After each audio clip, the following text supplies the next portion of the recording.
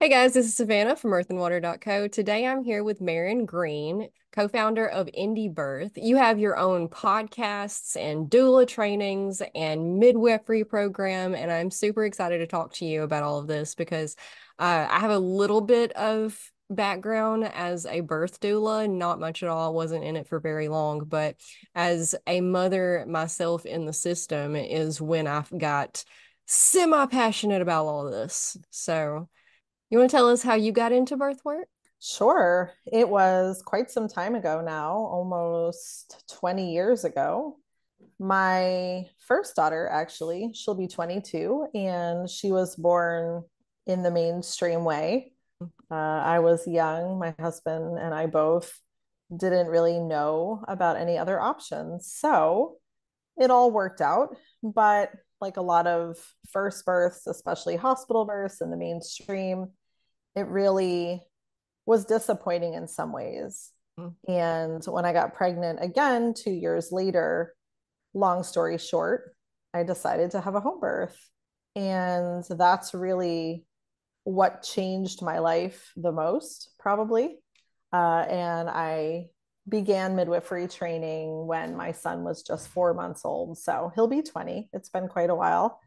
But it was that experience, it was that experience of being free to birth how I wanted to, Yeah. having my baby kept close, which was my main thing after my first birth. And it was just really a beautiful and normal experience. So I was hooked after that. And I really couldn't stop thinking about midwifery and, how to potentially support women in feeling the same way that I had gotten to feel, which was really powerful. Yeah, because it is a transformative experience if you let it be, but we cloak it with so much, put all this gunk on top of it that it kind of takes away it don't kind of take away. It does take away a lot of the magic to it and a lot of the delicate systems that are operating during that time, which again disrupts other things. For example, I also had a very basic, normal, run-of-the-mill birth with my first. And we could go into that, but that might take a while. So we'll just jump to the fact that they handed me this baby afterwards. And they always tell you that it's supposed to be this life-changing experience. And they handed him to me, and I was like, okay, okay. Like, where's the feelings? Where are the emotions? There were none. There were zero feelings. The only reason I didn't feel attached to him at all. And it probably took me, I had really, really bad postpartum anxiety. And it probably took me 6 to 8 months before I actually felt connected to him. And upon doing all of this research and stuff, I found that it was most likely due to the fact that I had an epidural. And the epidural cuts off well, it's more complicated than just cutting off the emotions. It cuts off the chemicals in our bodies, the hormones that progress birth, and one thing leads to another, the delicate system, and then that bonding hormones at the end of it when you have your baby is where I was missing that. Mm. And with my daughter, I had a unmedicated birth.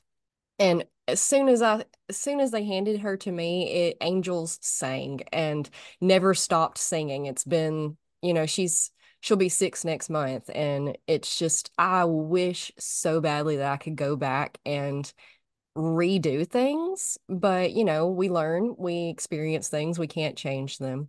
But it did lead me into becoming a doula so that I could help people just be more informed, mostly is what I was looking for, because I found out through trial and error and as being part of the system myself that the system is not set up for our best interest in mind.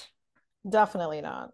Definitely not. I think on every level, from micromanagement of a woman's experience, which affects her mothering, to, Hmm. this bigger, like macrocosm view of destroying society, right? Like Hmm. destroying the attachment bond, destroying, how a baby comes into this world, so that they are then able to be controlled all through their life. So I think it's a really big scheme in a lot of ways, to just make people feel powerless. And birth is such a major life initiation for the mother and the baby that messing with that, again, can really screw up individual experiences. But I think collectively, us kind of makes people, like you said, like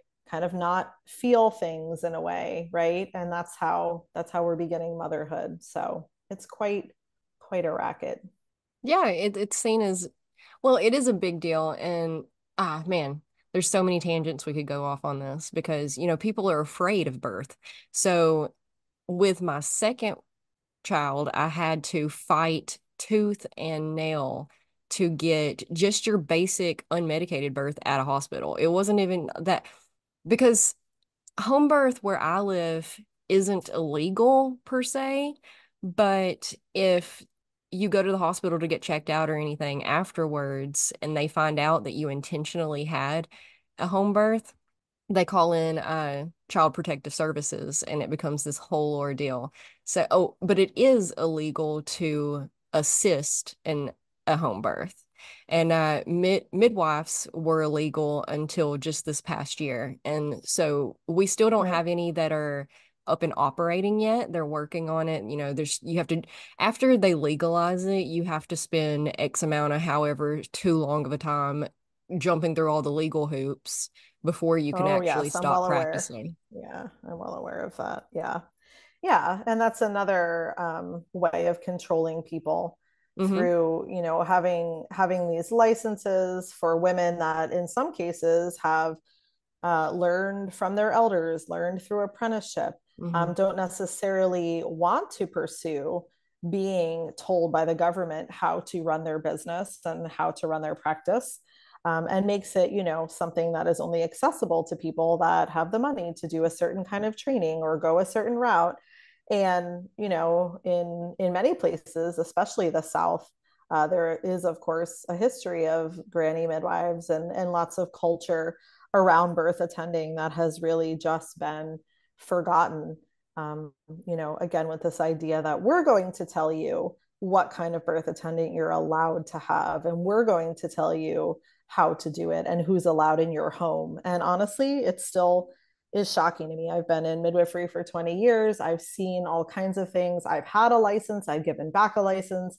I've had the CPM credential, I've given back the CPM credential. I've seen it all in a sense. And it never ceases to amaze me that people are okay with this kind of control over their private events. And birth is a private event. I can't believe it. I can't believe ever that women put up with it. I agree completely. I've done the research in the background and how they started moving the birth scene into the hospitals around the 40s or 50s. It really wasn't that terribly long ago. Right. And in just that small amount of time, they've succeeded in their uh, initiative to make everybody terrified of it. They're Mm-hmm. all of the media, all of the movies, everything that you see, because we're really detached from birth, Right. especially in America. Other countries aren't so much. I'm not going to get into like which ones because I really don't know. I just know that we are very detached from it in the sense, and so much so that even women who have had multiple births still don't even understand the process or what's happening or what's normal versus what's not. They just essentially wipe their hands of the whole situation and do what the doctor says. And Right. that's exactly what all of your friends and family expect you to do also, because they are also afraid of it. So the hardest thing for me was doing all of this research and knowing that I had all of my P's and Q's in line. And the fact that I had to have all of my P's and Q's so in line so that when they started fear mongering me and trying to tell me what was right or what was wrong, that I could stand up for myself. which is unfair for a woman who's already going through such a transformational process that essentially takes up every bit of energy that you already have just to do, period, Sure. without all of the extra heavyweight of doing the research and the advocating for yourself. And then getting into that system and being at the most vulnerable you've ever had in your life and being stuck essentially because you get into that moment where you're in the midst of heavy labor and you can't really advocate for yourself, but and a lot of times you're all you have to advocate for yourself, which is why you really need to check into getting a doula if you can. Sure, support is great. Having another woman alongside you is amazing. I also had a doula for my first birth in the hospital, and truly, it probably would have been a lot worse had I not had her to advocate for me. So I do believe that. We actually do train doulas as well through Indie Birth. But my perspective has definitely shifted over the years in the way that, the system as we're painting it is pretty accurate, but it does also exist for a reason. And I think it's easy to be like, oh, they did this to us, and oh, the patriarchy, and blah, blah, blah. But the truth is, women have to want to take their power back, right? That's my podcast is called Taking Back Birth. Like, it has to come from somewhere. And maybe it's your doula educating you, right? Like maybe it's your neighbor having a home birth. There has to be some kind of internal motivation that women hear about or feel Mm. to investigate a different belief system. And that's really what it comes down to, because the hospital is perfect for some people. That system of fear and birth is chaos and it's disaster and we're going to control it for you. That's not what I believe, but some people do. And I think that's the perfect place for them to be. On the other hand, there are more women now than ever that don't believe that. They believe birth is a natural process. They're healthy. They want to take responsibility for their babies, for their bodies, right? And so it's really getting the word out and educating women that there is a choice. There is a choice to be made, even if no one in your family has ever made it. That's what we're up against now at this time in history. It's time for a shift. But again, I don't think it's a blame thing. And it's not blaming women either. It's simply saying, like, you have a choice, and I'm going to show you, maybe through education or videos, how birth actually works, how it actually looks. If you have a cat or a dog or a cow or a horse, there are things they need to birth. And why do we respect that in the animal kingdom, but we don't respect that in the human world, right? So there's knowledge. There's also intuition. There's helping women connect with this deep wisdom that is inside of them. Like you said, it's only been a couple of decades since women birthed at home. Most women all over the world have always done that. Mhm. So it's not so far back in our history for us to connect with some of that knowing. And you know what? There's a lot there. There's traumas, there's fears, there's all kinds of things we have to face. Working with women for 15 years on my own as a midwife, I would say that the women that have really amazing births, yeah, sometimes it just happens that way because birth is a mystery for sure. But a good percentage of those women have worked really hard. They didn't just fall into home birth and have a baby fall out. They had to really face a lot of stuff in their past, in their history, again, in their ancestry. And they had to decide something else for themselves. Yeah, there's lots of inner work that I feel needs to be done leading up to it, which the making birth sacred again kind of touches on because you have to really acknowledge your fears and work through those before you get to the Labor Day because there's so many times your emotions and your fears can really tense up your body and keep labor from progressing. And which also brings us back to it being a personal thing. The mother has to feel comfortable in order for everything to move forward most of the time, not always, because it is a complete mystery. We don't know. It'll work this way with one woman and that way with another every single time, and be completely different between birth and birth, even with the same mother. It's just a complete mystery, completely random sometimes. But anyway, we put them in these brightly lit hospital rooms. I know when I had my daughter, luckily 45 minutes after I arrived at the hospital. Uh, on purpose. That was exactly what I was trying to accomplish. But I got in Right. there and there was all of the lights were on and I had these nurses that it was multiple. It was like three nurses that I had never met before in my life. And they were running around me all chaotically, which didn't help my anxiety. And then they were insisting that I needed to strip all my clothes off. And so while I'm going through this transformational process in my life, I have all these strangers demanding that I get naked. So I'm like, okay, well, I just had to kind of in the middle of or in between contractions, I was trying to like get my mind okay with taking my clothes off in front of all these people. And then they started rushing me because I wasn't moving fast enough.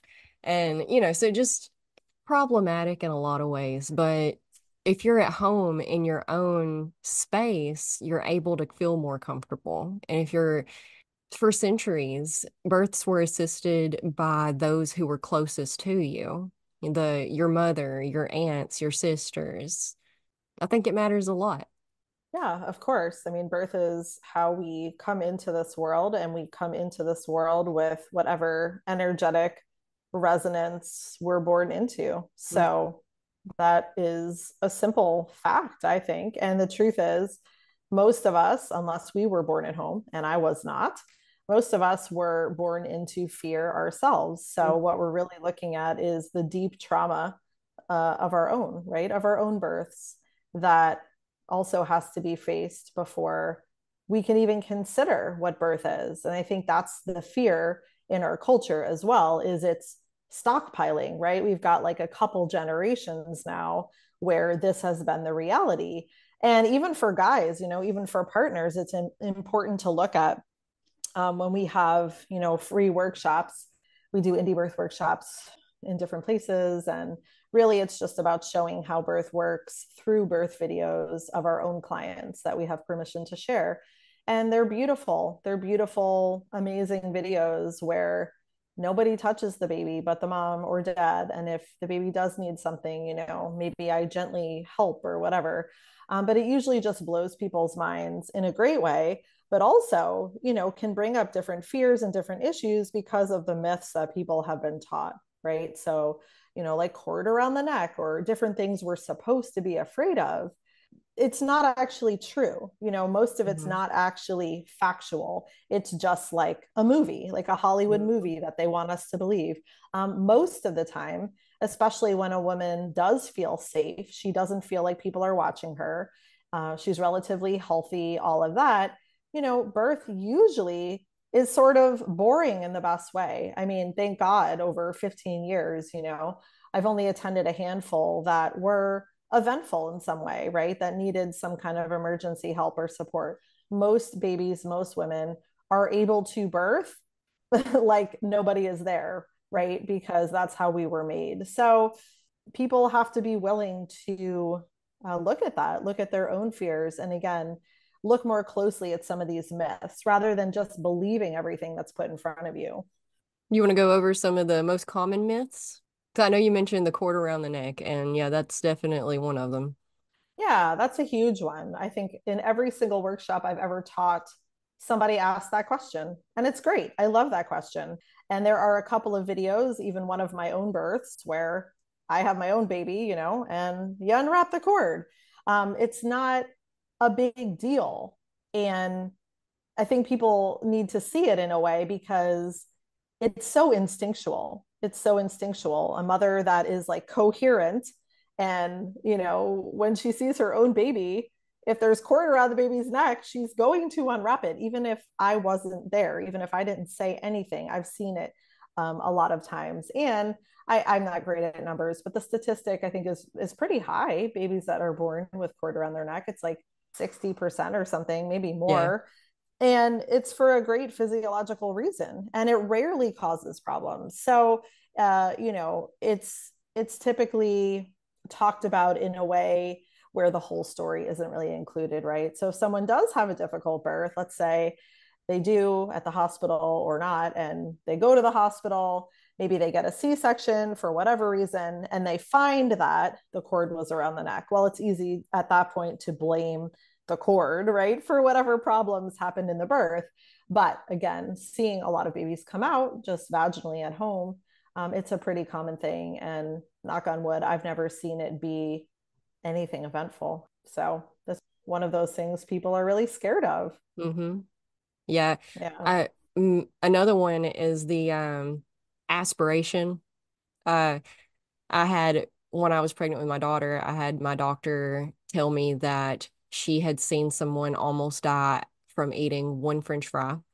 Whether or not that's true or not, I don't know. But I had gone over my birth plan with her, which had been, light eating and drinking was on the birth plan. I was trying to get her to okay it because studies are out there that it is not problematic to eat and drink during labor.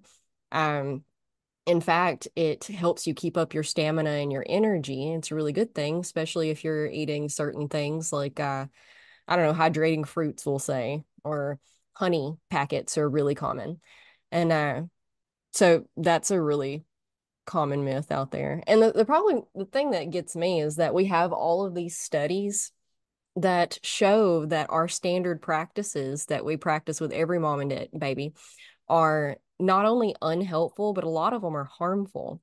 And again, we don't want to play the blame game at all. The doctors themselves are a product of their system and their education. The school that they went to taught them XYZ. So they're just trusting their teachers, which is what any of us would do, I suppose.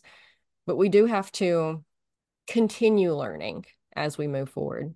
Also, a lot of obstetricians are trained as surgeons primarily. And Yeah, all obstetricians yeah. actually are surgeons. So again, it's useful. Surgeons are useful when there is a true emergency. So I'm grateful for them. But they actually are not trained in normal birth. So if they saw the kind of births I do at home, they'd probably just die of a heart attack out of, complete loss of control, not because anything was wrong, but because they wouldn't be able to probably function or Mhm. imagine that their help wasn't needed. But again, it's the belief system. I don't think I mean, there are a few exceptions in the obstetrician world. So I don't want to group everybody in. There Sure. are a few out there.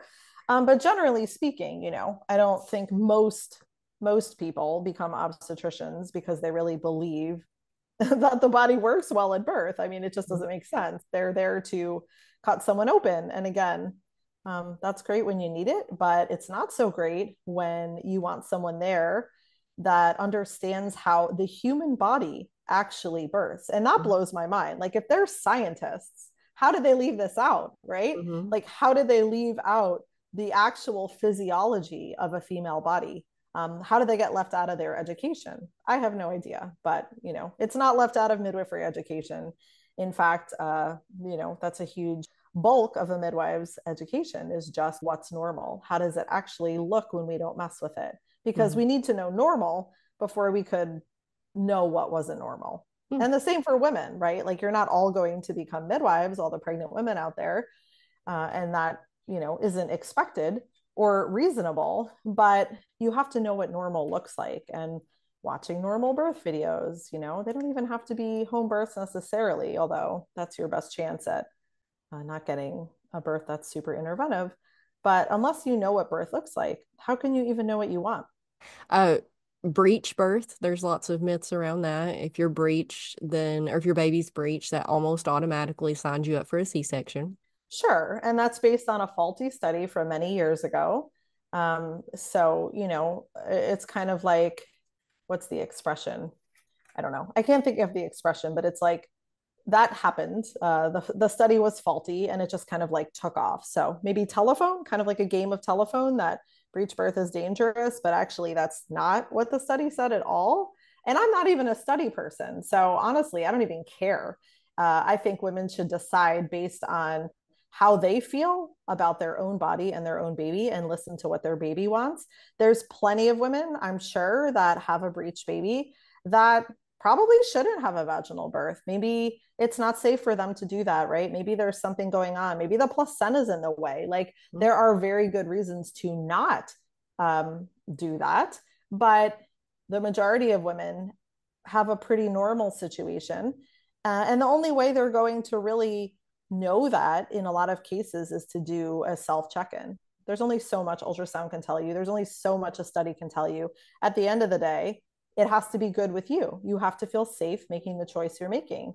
Nobody can tell you. So I actually don't like studies at all. I think they're dumb.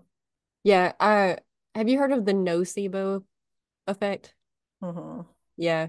So those who don't know, nocebo is the opposite of placebo. So placebo is an effect that it happened without a reason. Um, and nocebo is, for example, interventions and quote unquote problematic things in birth skyrocketed when we introduced ultrasound to every mother and baby. Mm-hmm. So coupling the ultrasounds with the surgeons who are looking for problems because that's what they're doing. And we don't blame them. Again, we don't blame them for that. That's how they were trained. It can be good in some instances, but if you're looking for problems where there is none, you should go into it assuming everything's normal until you have a reason to believe it's not. Yeah. But we do so many tests and so many tests. We're looking for problems. And if you're looking for problems, then you're almost always going to find one. You're definitely going to find one. And that's the story of millions of women every day. Mm-hmm. Every That's day. the story of their pregnancy. Oh, everything was fine until, and it's something that as a midwife, probably for me is kind of like I don't know. You don't know based on one blood pressure reading or one urine stick or anything, usually that something catastrophic is going on. And I do remind people of that when I can, even women that aren't my clients, right? It's like if you're pregnant and your doctor says this or that, or you're going to need to be induced or whatever, just take a moment. Like none of this is urgent. Very rarely are there choices that you need to make right this second. Mhm. So take your time and figure out what's going on and what your choices are and what you want for yourself. Because I think there is so much like snowballing and Mhm. bullying, really, Yes. of women into all kinds of crazy stuff. And, I've had so many women over the years that have come to me as a result of those situations. I can think of one woman years ago who they wanted to induce her at like 30, something ridiculous, 34 weeks because her baby wasn't growing and she was a VBAC and she had a stack of paperwork, a foot and a half high of every test, every ultrasound she had ever gotten. And she brought it and, she wanted to have a home birth. And as a midwife, I don't just assume that the doctors are wrong. Like I really do take the time to look through all this stuff and, use my own hands on her belly and get my own assessment of what I think is going on. Maybe I'm right, maybe I'm not. But anyway, in her case, it felt really normal. Her baby felt a normal size. Um, there were questionable things in the paperwork, like different people doing the same test. Like there wasn't a lot of consistency. Long story short, she had a beautiful VBAC, vaginal birth after cesarean at home in her birth pool. Her baby was exactly the same size as her first baby, just a normal 7 pounds. There was nothing wrong. There was nothing wrong. And they were going to cut this woman open at 34 weeks. So it's nothing I did. I really honor her. She's, one of my best friends now, actually, because I just like fell in love with how powerful she was and is. She was the one that was like, I'm not going back. Mhm. I'm not doing that anymore. I didn't convince her. I was like, okay, if you want a home birth, like I feel good about it, whatever you want to do. And she was like, yeah, I'm just absolutely not going back. And she's had two more babies at home since then and probably will become a midwife because, her whole life was completely transformed from her own power, which is so incredible. And, I love seeing it. It is beautiful when you allow the process to, because it can empower you. We can go into this, unsure of ourselves and our body, and we can come out the other end just shook by how powerful the experience was and how, we rocked it. Exactly. Yeah. Exactly. And, I think for people listening that do feel scared and do have fears, that's normal. It's normal to feel that way and to have to work through it. And this woman I was just speaking of, she didn't not have those things. Like she definitely did, but she made her choices and kind of walked through the fire. That was the choice she wanted to make. That was the risk she wanted to take. And, the healing came on the other side. So I think sometimes we don't get that right away in Mm-hmm. birth, in pregnancy and birth. Like we have to work for it. And it's not till we're through it that we can really absorb the lessons and how powerful we are because, birth is uncertain. Birth is uncertain. Like nobody could guarantee you anything.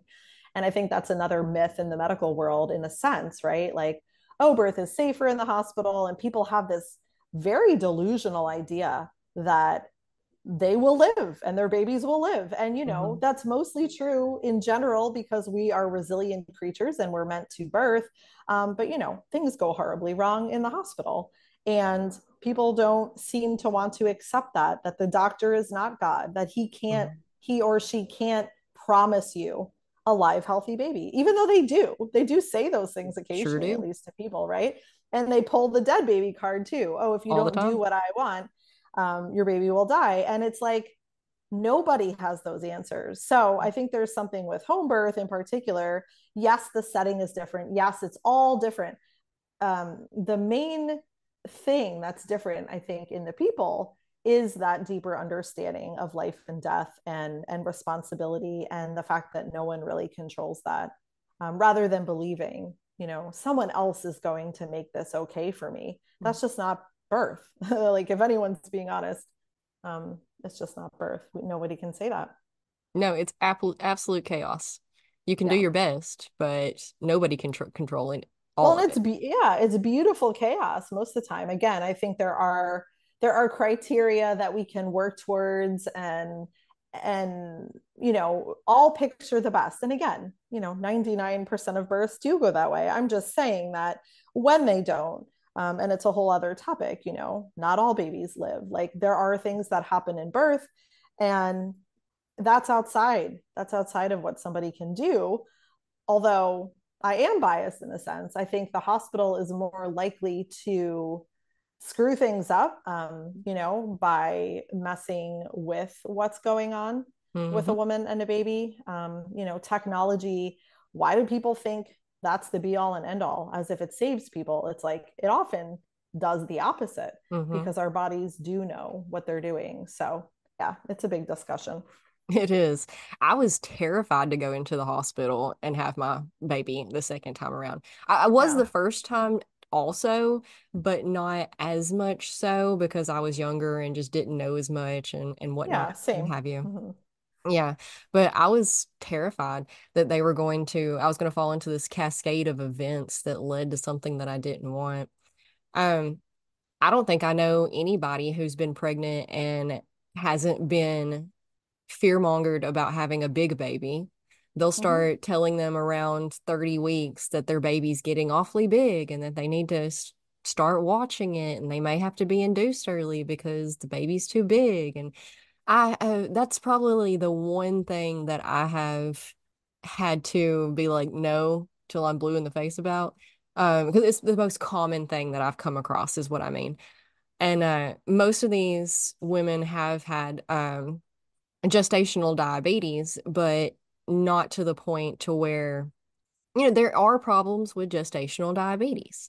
I get a little irritable about the big baby one though. Sure, there's a lot of irritating things about telling women lies. And I think the problem with that lie and many other lies that go alongside it is this deeper, and it's not even an insinuation. I think it's super obvious. This deeper, obvious view that you are flawed, that you as a woman are a machine that might be broken. And we, the medical industrial complex, we are responsible for facilitating this machine and this product. that is the baby to get here safely. Like we have totally separated women and their emotions and their souls from their bodies in this process. And that's how women are seen in that model. Again, I don't love it. It's not my thing, but that's the belief system. You're just kind of on a conveyor belt and it must all look the same, because if it doesn't all look the same, we don't know what to do. We don't know how to handle it. And of course, there's no prevention, there's no talk about nutrition or anything that would actually help somebody be Mm-hmm. more likely to have a nice, healthy baby. So even that, their idea of a healthy or their idea of a big baby to me is just a normal baby, but they don't give Mm-hmm. anybody any instruction on how to be healthy or, how to nourish a pregnancy. So they're seeing things that are really warped and outside of, again, the natural process. Yeah. Two things on that. For one, correct me if I'm wrong, but there's no way to know how big a baby's going to be. They judge it by how long. Like they measure the length and then they kind of do some math and throw out a guesstimate, right? Sure. And it can be off like plus or minus, I think it's 2 pounds in either direction. So Which is it's a a lot. huge range of error. And I'm not a machine either, but machines, midwives, not machines, midwives are taught to assess weight with their hands. So Okay. again, I'm not perfect at it, but I'm usually pretty close. And even the mother, I mean, ask the mother, forget about my hands. I ask the women I'm working with, how big do you think your baby is? And it's like, don't think about it, just how big do you think they are? And most of the time, they're really darn close. So, you know, ultrasound again can be useful. I can think of a couple situations where the information gained was helpful, but more often than not, it's just being used as routine. It's just routine Mm-hmm. insurance money, right? And the information that's being gathered isn't really terribly useful. And it's Mm-hmm. usually sort of used against people in a sense. I mean, very rarely is it like used for anything really helpful. Yeah. Going back to the nutrition thing and coupling it with the gestational diabetes thing, they test every single one of them for, you have to drink the Kool-Aid. You got to drink the Yeah, Kool-Aid. it's a racket. I don't believe in gestational diabetes. I think that doesn't make any sense to me after working with hundreds and hundreds of women. Again, these are possibly healthier women than the average OB is seeing, True. just because, again, they're women that are taking responsibility and really care Hmm. and blah, blah, blah.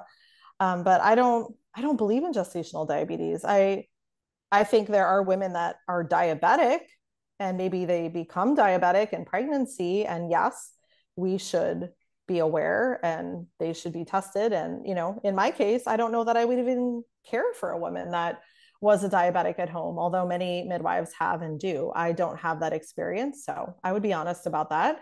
And, if the woman developed diabetes suddenly in pregnancy, then she needs a specialist and she needs to, receive the medical care that's necessary, because there are real risks, of course, to having diabetes in pregnancy. But gestational diabetes is like a made up thing. It was a made up thing back in whatever decade that was, probably the 50s. And it just started labeling women, and, the insurance money came rolling in.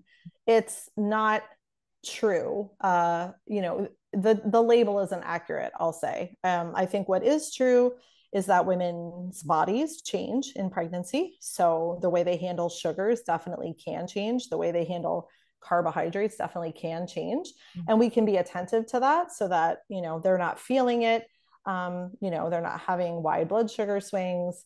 But with attention to diet, again, I've never seen it outside of a woman that is actually ill with a medical condition called diabetes. I think gestational diabetes is a bunch of nonsense. But there are women that are not eating well. That I will give them that. There are women that are not eating well. They're eating a lot of sugar, which is dangerous to a baby, diabetes or not, right? So there actually is a discussion there and there are risks, but this slapping a label on everybody, Hmm. no, not cool. Yeah, I was diagnosed with hypoglycemia when I was about 13 or 14.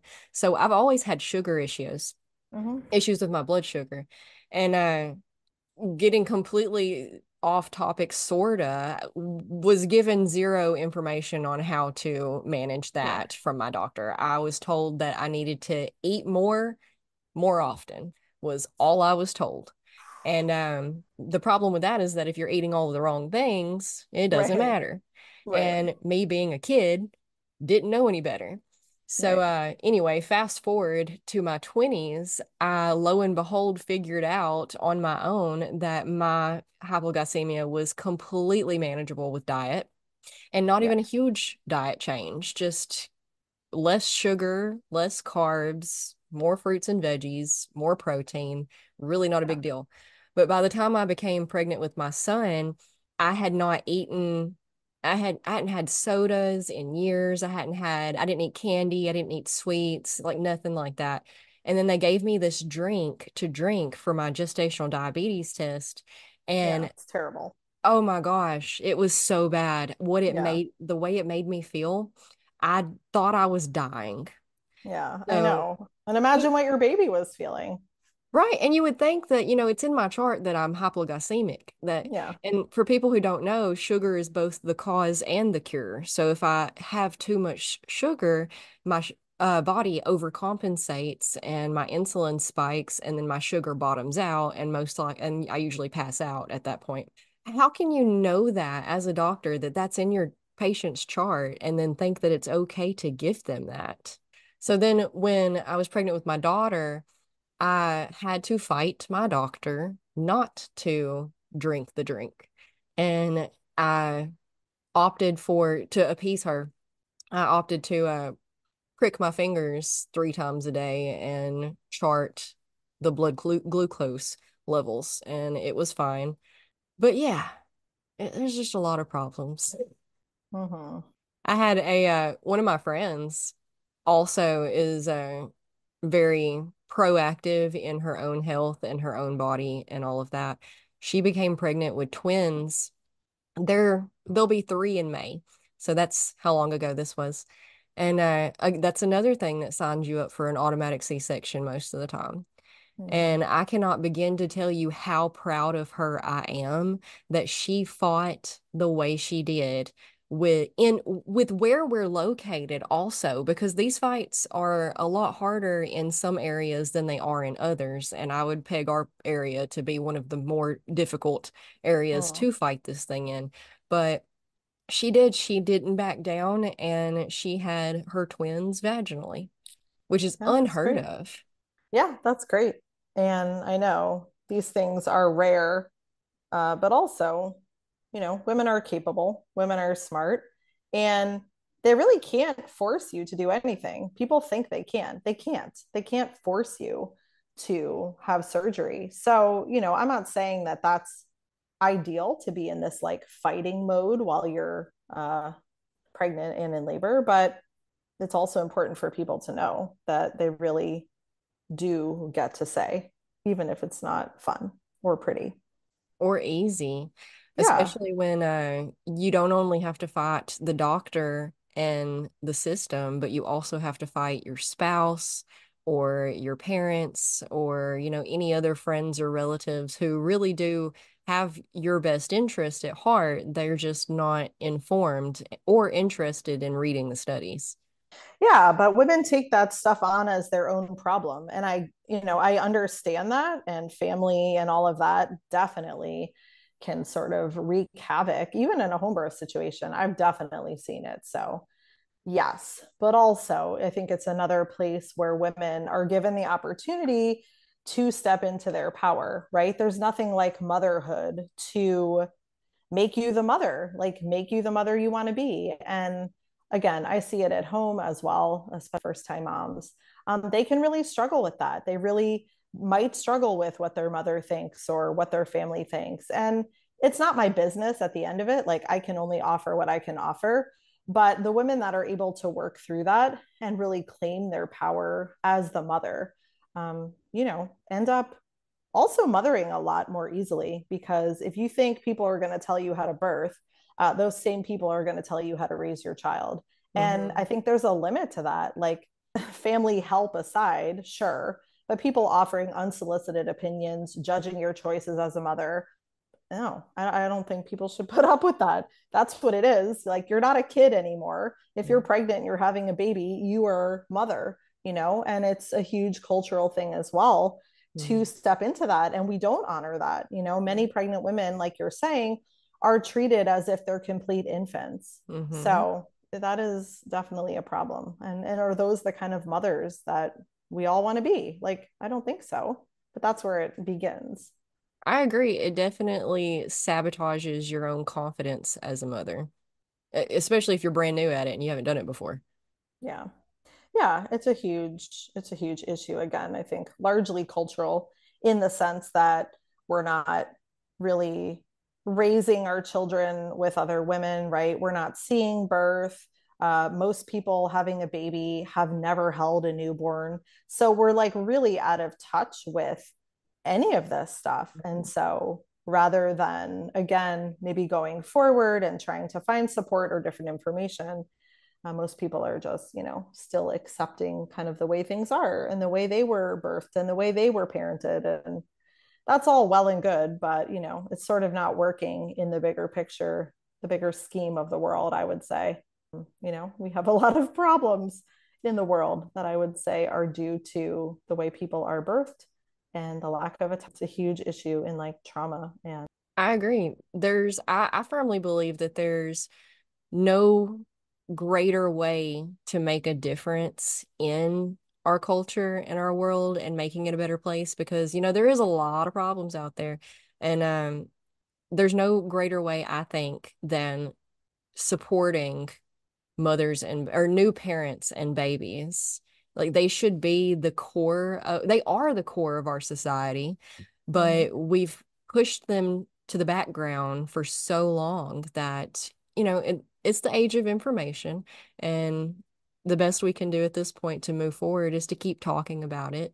Yeah, definitely. And there's so much from, before birth, and of course, what we've been talking about, pregnancy and birth, and then into mothering and raising a child. There's so much that can be new to people that is available. I think a lot of the information is really great out there and available. So people have to want better.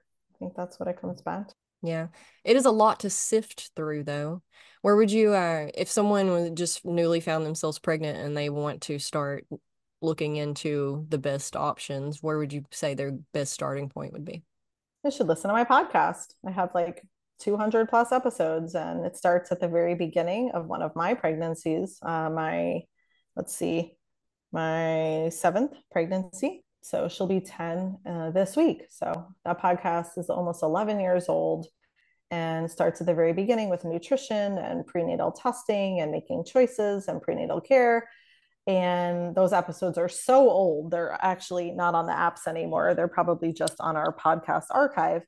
But, 200 episodes, there's got to be something in there to get you interested and excited about this new adventure you're on. Yeah. I'm sure that you'd be happy to answer questions. How could they reach out to you or find you? The best way is probably to join our social network. So it's a kind of like a Facebook for indie birth, and that's social.indiebirth.org. So you can fill out an application, ask to be approved there, and just check out the posts and all of the people all around the world that are in our community. Yes, that was something that really helped me a lot was finding online communities of other mothers on the same journey so that you could bounce around your issues and your questions and your problems and find other people who are like-minded and know the research. Again, because I felt very isolated because nobody around me knew any of the research or cared to.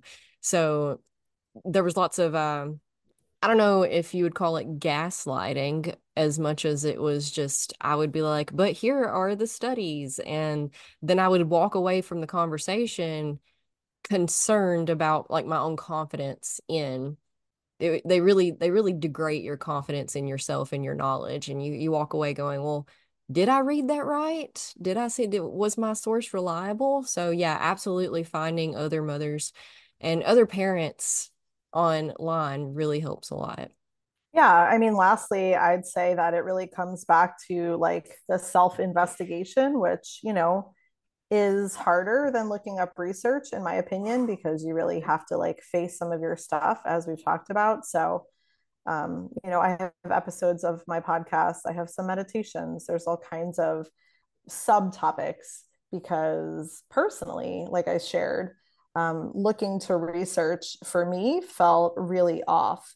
And I think a lot of women feel that way, although there's many women that find it helpful. And I think a lot of women in the middle that kind of are blending, the science with the intuition. So whatever people want to do, but also following your intuition, listening to your own body, listening to your own baby, that's not a subpar way of navigating life or a pregnancy, right? So I always want to say that because we live in such a male world in a sense where information and numbers is supposed to mean more than Mm. what you feel in your body. And that is the opposite. It is actually the opposite that is true, even though many people are not practiced in being in their bodies. So that's a whole other topic.